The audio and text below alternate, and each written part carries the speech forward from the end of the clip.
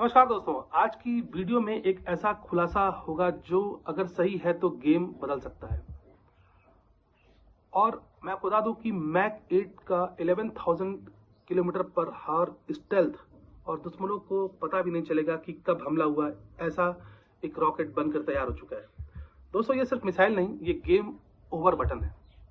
सबसे पहले मैं बात करूंगा, ये जो प्रोजेक्ट है इसका नाम है प्रोजेक्ट विष्णु, और मैं बता दूं कि भारत ने एक ऐसे ही मिसाइल रॉकेट तैयार कर लिया है। बेसिकली ये वेपन है।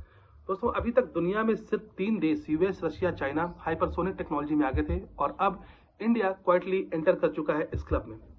प्रोजेक्ट विष्णु के तहत नई मिसाइल ET-LD-HCM बना दी गई है और उसका सफल परीक्षण भी कर लिया गया है।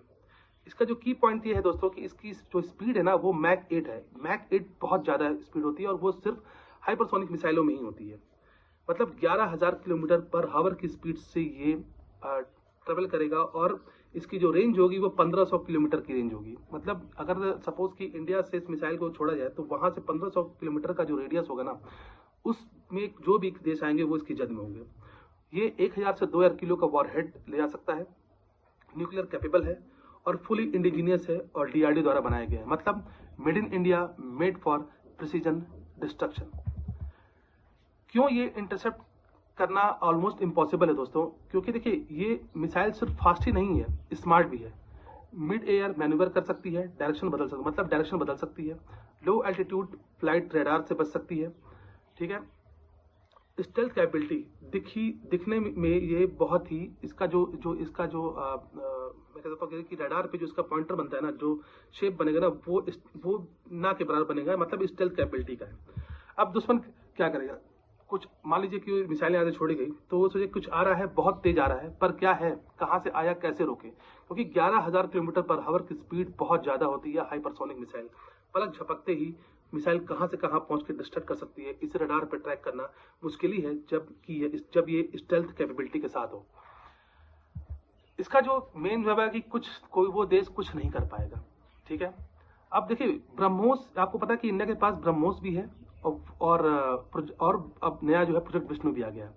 तो दोनों अब हम कंपैरिजन करते हैं। देखिए, ब्रह्मोस क्या है कि उसकी स्पीड मैक 2.823 है, रेंज 300 से 800 किलोमीटर है, और वॉरहेड जो है वो 200 से 300 केजी ले सकता है। ये भी एक सुपरसोनिक मिसाइल है, लेकिन कम रेंज की और कम स्पीड की है।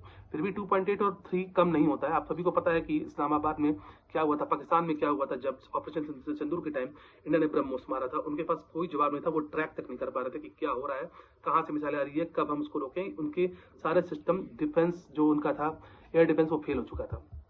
दूसरा ये था दोस्तों कि प्रोजेक्ट विष्णु क्या है। अब इसको जान लेते हैं। इसकी स्पीड जो है मैक 8 है, मैंने आपको बताया पहले भी। रेंज 1500 किलोमीटर है, वॉरहेड 1000 से 2000 किलो का वॉरहेड ले सकती है, हाइपरसोनिक है, और प्लस ये स्टील्थ है। मतलब सीधा मतलब ये है कि ब्रह्मोस जो है वो सर्जिकल स्ट्राइक के लिए यूज कर सकते हैं, और विष्णु जो है वो स्ट्रेटेजिक एनिहिलेशन के लिए यूज कर सकते हैं। गेम चेंजिंग स्ट्रेटजी ये दोस्तों की सबसे जो डेंजरस बात क्या है कि अब आपको बॉर्डर क्रॉस करने की जरूरत ही नहीं है। एग्जाम्पल ये कि गाजियाबाद से अगर लॉन्च करना है तो लाहौर को हिट करो, ठीक है। यहाँ गाजियाबाद से बैठे बैठे आप रॉकेट को लॉन्च करो, मिसाइल को, वो सीधे लाहौर को हिट कर देगी। अहमदाबाद से लॉन्च करो, वो कराची तक हिट कर देगी। मतलब ये स्टैंड ऑफ अटैक, आप सेफ है, दुश्मन एकदम खत्म, 0 बटा सन्नाटा। अब फ्यूचर जो वॉर होगी ना, वो पायलट वर्सेस मशीन है दोस्तों, ठीक है। इसमें क्या है कि हम बात कर सकते हैं इसके नेक्स्ट लेवल की 6th generation fighter jets, AI plus drone swarm. Concept इसका ये है कि लॉयल विंगमैन जो है, एक मतलब ये है कि इसमें एक पायलट होगा, 5 से 10 AI ड्रोन कंट्रोल करेंगे, और हर ड्रोन मिनी फाइटर जेट होगा। अगर ड्रोन गिर गया, नो प्रॉब्लम, पायलट सेफ रहना चाहिए, क्योंकि प्लेन खरीद सकते हैं, पायलट नहीं बना सकते। फाइनल पंच इसका दोस्तों ये है कि इंडिया क्या बना रहा है? Hypersonic weapons, AI warfare, indigenous ecosystem. मतलब साफ है, India is not preparing for war, India is preparing to dominate future warfare. और याद रखिए, अब दुश्मन को पता भी नहीं चलेगा कि हमला कब हुआ, बस पता चलेगा हो चुका है, और विध्वंस भी हो चुका है, डिस्ट्रक्शन भी हो चुका है।